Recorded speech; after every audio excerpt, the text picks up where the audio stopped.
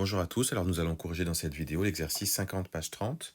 On vous donne les premiers termes d'une suite, les 4 premiers termes, et vous devez trouver le cinquième, c'est-à-dire le terme d'indice 4. Alors là, il n'y a pas de méthode miracle, il faut constater, il faut regarder. Par exemple, pour le petit a, vous constatez que d'un terme à l'autre, on va de 5 en 5.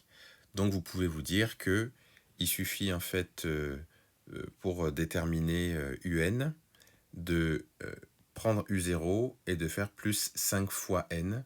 C'est comme ça que vous allez aller de 5 en 5, en fait.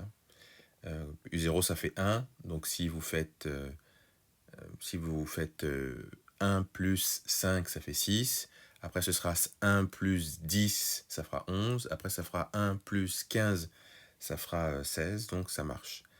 Donc voilà à quoi est égal un ici.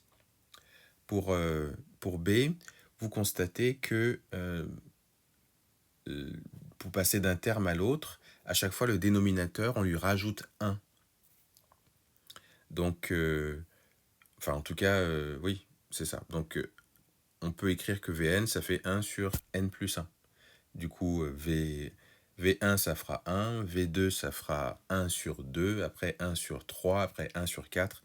Et donc c'est comme ça qu'on peut l'écrire. Pour le petit c, là, cette fois-ci, vous constatez que les dénominateurs sont les mêmes, mais par contre, à chaque fois, on prend le carré d'un nombre. Donc, à un moment donné, on prend le carré de 1, après le carré de 2, après le carré de 3, et après le carré de 4. Donc, c'est pour ça qu'on peut écrire que c'est n carré sur 5. Et donc, W4, ce sera 16 sur 5. Donc, on remplace n par 4. Ensuite, pour le dernier, le petit d.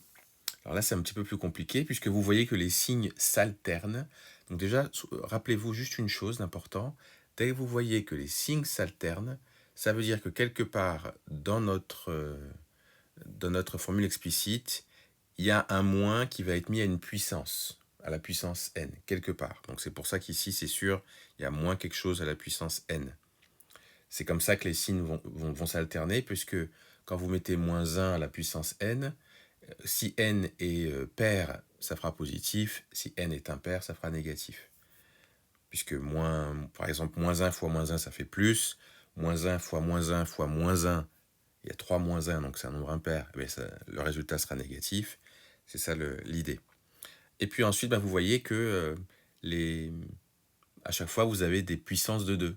Pour le premier, on a puissance 1, après puissance 2, puissance 3. Donc c'est pour ça que c'est moins 2 à la puissance n. Et si on calcule t puissance 4, on remplace n par 4 et ça donne ça.